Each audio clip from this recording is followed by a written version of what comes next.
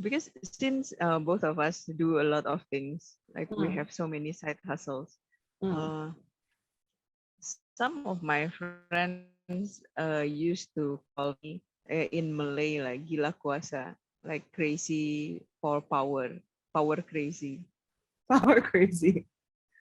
Yeah, because they think like um they think I'm doing too much. Like I should split the works Mm, between many people. Like get a team.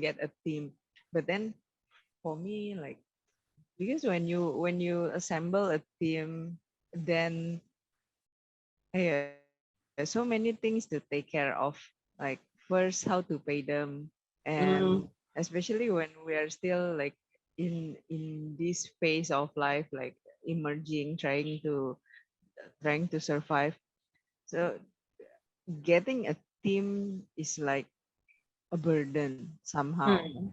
especially in theater lah. Because in theater, like at most, in 1 year you can only do like two productions, three productions, and there are times where when you really don't have any new ideas, so you cannot present any work.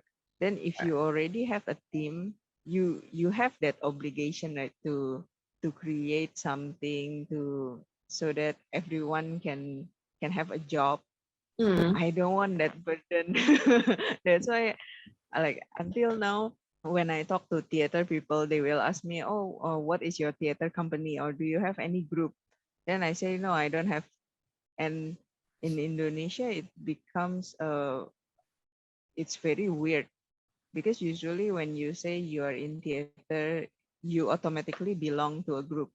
Then Mm. if you say you are independent, it's like, huh, independent, but theater is a collective work. Like how can you do theater independently, like alone? Mm. Mm.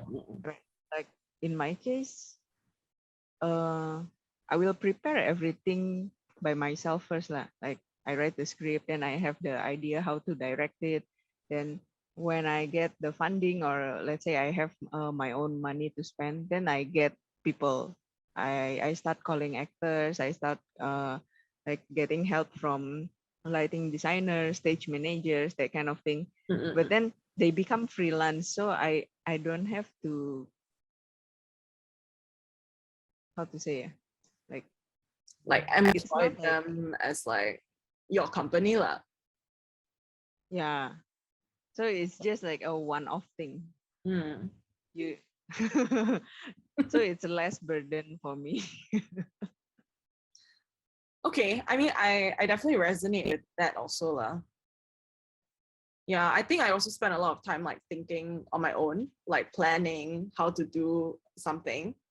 And then only when all the pieces are aligned, if I really need like help for fabrication or whatever, then I'll go and get it sorted lah. But even then, it's like, mm, not that someone else cannot do it, like with my direction, but it's just easier lah.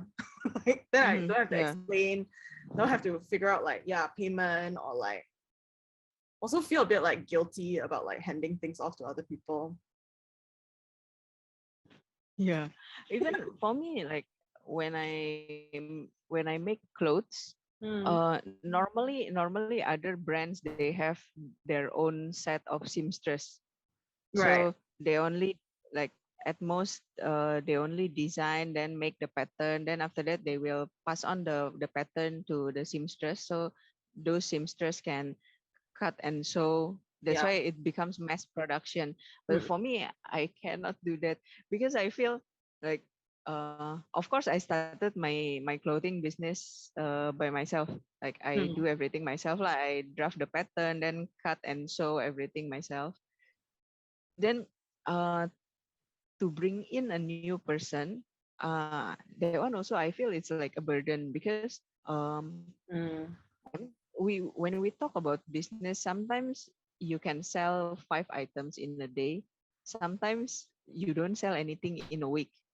mm, When you already have worker, they have to to keep on working. mm, But then when you don't sell, then how you will have this pile of Inventory lah. unsold clothing. Yeah. So that's also another problem like that. If you have so many clothings and you cannot sell, then how? And also I feel, because sewing, like copying patterns, cutting the fabric, sewing, it's really um it's really tiring actually. So Mm, I don't have the heart to ask other people to do all these kind of things for me, because like I know it's very tiring, especially when you have to sew the edges of shawl. mm, Sometimes for shawl you have to use a very thin fabric, and you have to do it, you have to sew by hand. You mm, cannot sew by machine. Wow, it's not really tiring, but it's a very sleepy job. mm. Like, wow, you have to hand sew the edges, like how many meters. I don't have the heart to ask other people to do a And sleepy so, job for me. Uh, yeah, I understand lah. Yeah, I think we are quite similar in that way. I also sometimes I will just try and find a way to make the work in a way that I can do it on my own lah. Because it's a bit hard to rope in someone, especially I think when it comes to art. At least with clothes, you know that you will be able to sell it.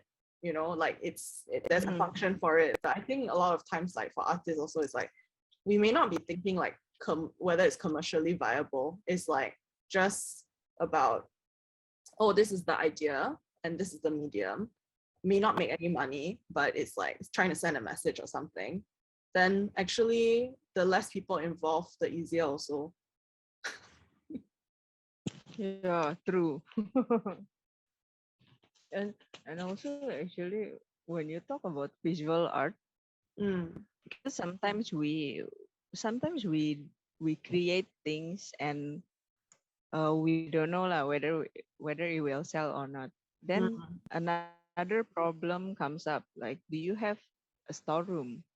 Because um, you won't have the heart to throw your works away. That means you have to have a storeroom. Then yeah, it's all in these I mean in logistics.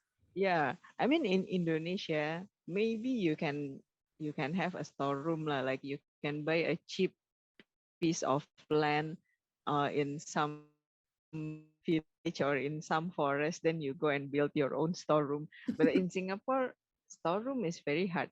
You Yeah, can rent lah. I think there are some rental, right? Like yeah, they have rental for a storeroom. You can pay per so month, but expensive. it's expensive.